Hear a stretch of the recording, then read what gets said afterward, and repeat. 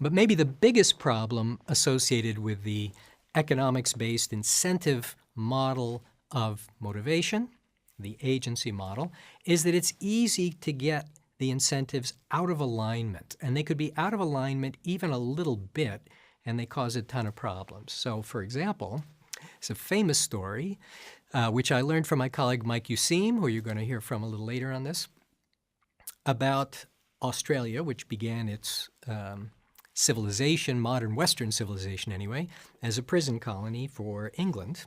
And at that time, you might have thought being sent to Australia from England, particularly in the winter, was a pretty good thing. Why not be in Sydney where the weather's pleasant?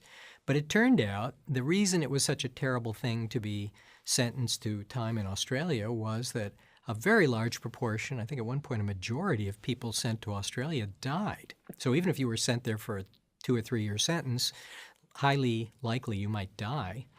And the reason they were dying, a Royal Commission investigated, is they were dying on the way over. And what were they dying of? Dehydration, disease, exposure, all things that were preventable. The Royal Commission took a little look in this, and they discovered that the English government was outsourcing the shipping of prisoners to Australia. They weren't doing it themselves. That private ship captains were taking the passengers over, and the way they were paying the ship captains was so much per passenger, so 10 pounds or something for each passenger who they shipped, prisoner, who they shipped to Australia, right? Well, if you were a profit-maximizing ship captain who didn't have any scruples, the way you would make a lot of money is you would skimp on food, you would skimp on blankets and heat, you'd skimp on water, and actually if the prisoners died, it was simpler for you because the boat didn't weigh as much. You just toss them overboard and you didn't have to feed them. And that's what was happening. So the Royal Commission set up a alternative compensation system, which was very simple. It just paid the ship captains for the number of prisoners who walked off the boat on their own power in Sydney Harbor. And the death rate fell to maybe 2% from a majority to just a couple of percent. So we talk about rewarding A while hoping for B. That means the incentive system is hoping, let's say, to get passengers, prisoners to Australia in an efficient, inexpensive way. That's B. But what they're actually rewarding was simply piling people on the boat. So it's unintended consequences. I've got a contemporary story about this, which is in a very different context. It takes place in outer space, and it takes place on the Mir space station, which was the Soviet-era space station, which turned out to be a pretty remarkable piece of engineering, at least robustness-wise. It was in space for 20 years or so. And there was a moment where the Mir had an accident that was completely preventable. And we know the story about this because there was a U.S. Astronaut on board with the cosmonauts, and he told the story afterwards. Here's what happened on the Mir. It's a classic example of rewarding A while hoping for B. What happened on the Mir is that they were serviced every month by a spaceship that would be launched from Siberia, a little ship called the Progress. They would launch it full of oxygen and food and water and whatever else they wanted, pizza, ship it up, and it would dock automatically with the Mir. They had this very elaborate computer and radar-based system to pull it in and slowly dock. But then as soon as it was done docking and they had unloaded it, they filled it up with trash and they kicked it back into space, and it would spiral down to Earth and burn up in the process. Now, it worked pretty well, except for the fact that it's incredibly expensive pizza delivery, right? Because you're burning up one of those ships every time, every month when you're servicing the Mir. So the guys on the ground in Mission Control decided maybe there's a way to do this without quite as much expense. The most expensive part, or one of the most expensive parts of the Progress, the ship that was coming up, was the avionics, that is the system for docking the Mir. So what they decided to do was to see whether it was possible to launch the Progress and dock it without all that fancy avionics. So they tried it out, and they got it up there, and then they turned off everything, and they let the cosmonauts on the Mir steer it into the mirror. Now, the problem with doing this, imagine parallel parking, right? Except in this case, the curb is the Mir space station, and it's a bunch of pretty fragile stuff. There's no bumpers around it, right? It's got antennas and solar panels and stuff like that. The Progress is coming at you at 10,000 miles an hour, and they got to slow it down. You know, it's hundreds of miles away, and they got to slow it down enough to dock. And if you bump, you got a big problem, right? So the Progress is coming at them, and they can't see it. They can't find it. They're looking out the window trying to see where it is, and the radar image isn't clear, and they got a camera on the Progress, but it's can't quite pick the mirror out because it's looking at Earth behind it, and it's white, and they can't see it. Right? And they finally get a glimpse of it, and they try to slow it down enough, but it couldn't slow it enough, and it went zooming past them, and fortunately it missed them. But if it had hit them, it would have been a huge disaster. So the cosmonauts got on the phone, and they called Mission Control, and they said, hey, this is really, really dangerous, and it almost killed us. We can't do this again. A month later, they tried again.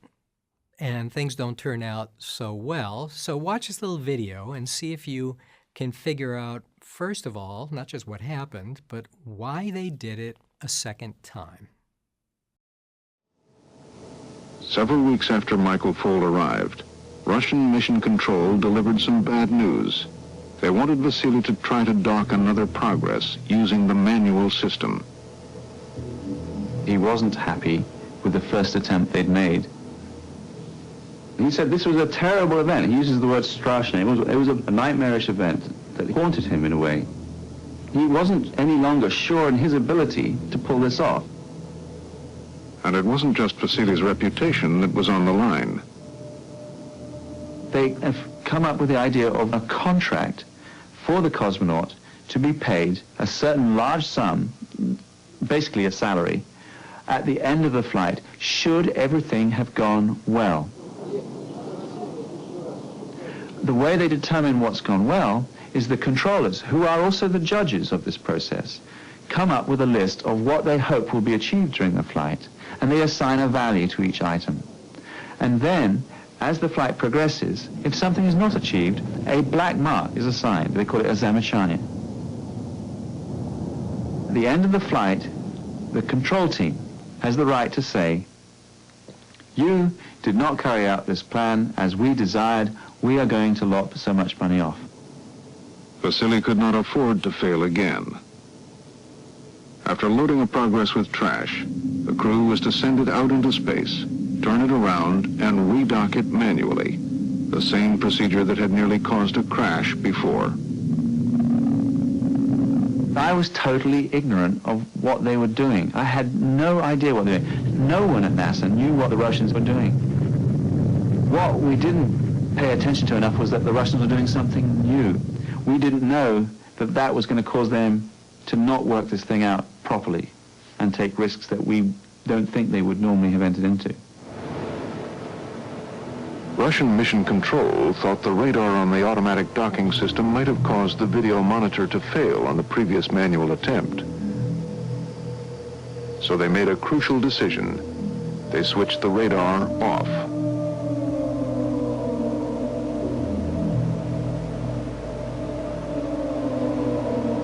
I'm still thinking everything's normal because no one has told me anything about what systems were turned off or on.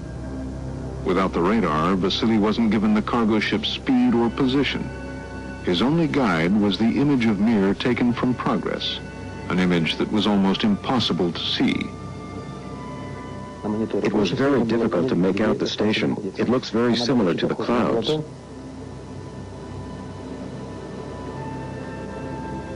Sasha and I, meanwhile, tried to look out a window and find this thing.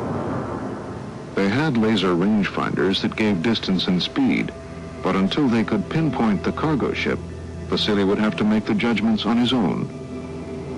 Vasily now was showing a little impatience for us to find it and see it and give him a range mark. Sasha left his camera pointed at the video screen, showing the view of Mir from the incoming Progress. Things had gone wrong, very badly wrong. The range and the speed had been horribly misjudged.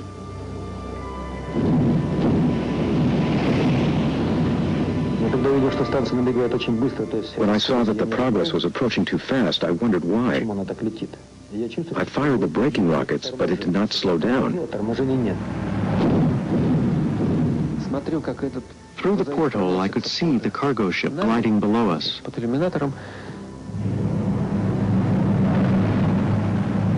Sasha looked extremely agitated, stood up and came erect and said, "Michael, в корабль, to the spacecraft." I said, "Michael, get in the escape ship."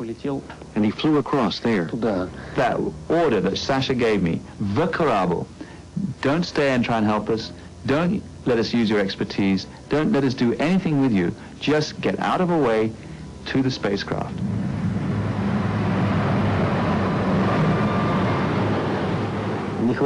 There wasn't enough time and braking power to direct the cargo ship away from the station.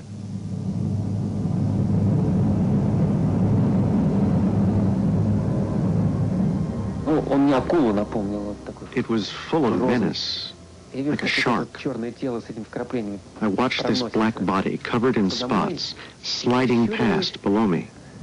I looked closer, and at that point, there was a great thump, and the whole station shook.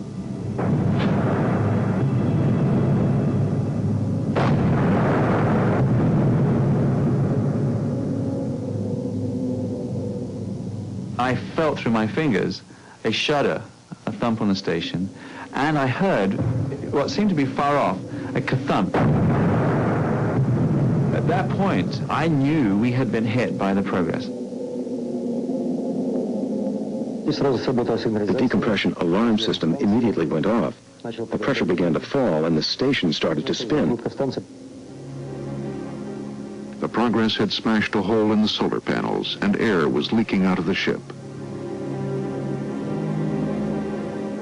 We had to calculate how much time we had left. 540 millibars pressure is critical.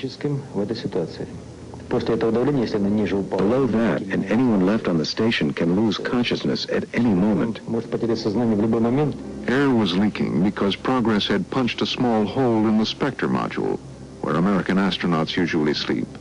If they didn't seal off the module, the loss of air would kill everyone.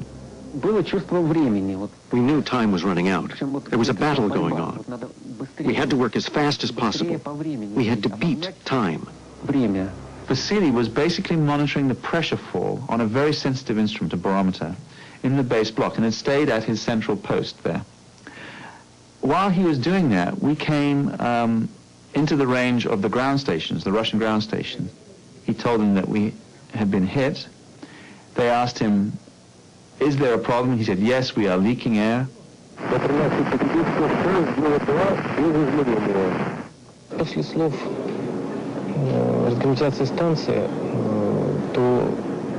When we heard the words decompression on station, I felt a sense of detachment. It wasn't me hearing this, it was some other person.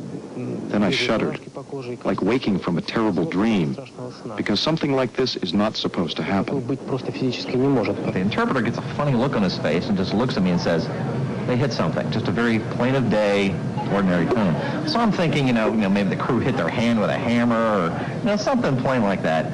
But then, of course, I ask him, what do you mean they hit something? Explain a little bit. And he says, "Oh, well, the Progress hit the space station." I was asleep again, and another one of those middle-of-the-night phone calls, which had seemed to be coming too regularly. And this time they said that the Progress hit the Mir. And they said, "There's a leak. They think it's Inspector. They're closing the hatch." And, of course, my next question is, how in the world could this possibly have happened? When I was back on the ground and heard of that accident, it was about a month after I got back. It was terrible news.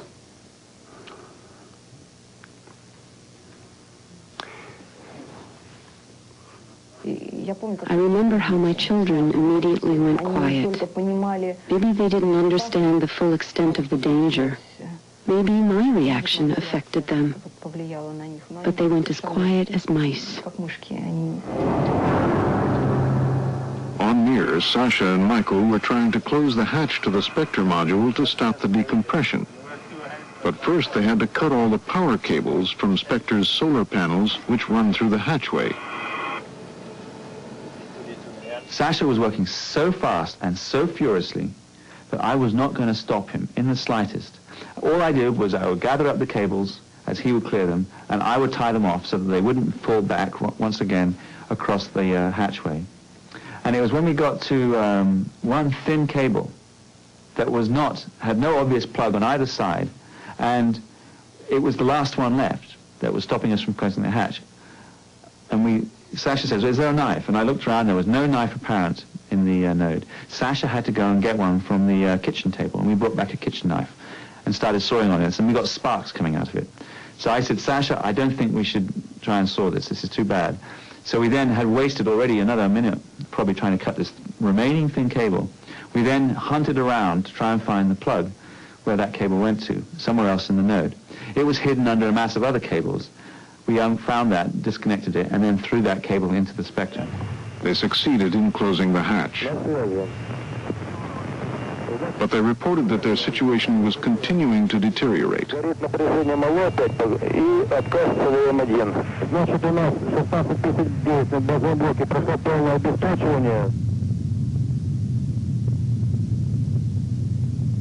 The impact had knocked Mir into a slow tumble. Its solar panels out of alignment with the sun, the batteries drained, and critical systems shut down. For the first time, I experienced a totally silent, still space station where there are no fans moving, there is no light on, nothing is alive. Just our breathing is causing any sound.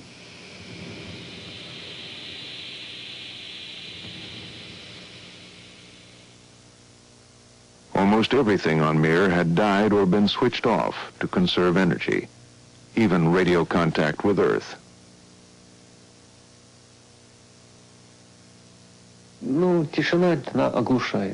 The silence is deafening. You want to close your ears so you can't actually hear the sound of silence. It's painful. You experience flight in a completely different way. Now suddenly there was silence. We watched the polar lights and the stars in complete silence.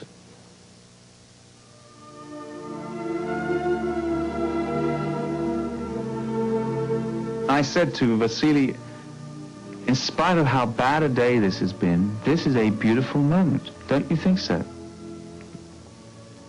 And Vasily just said, it's been a terrible day.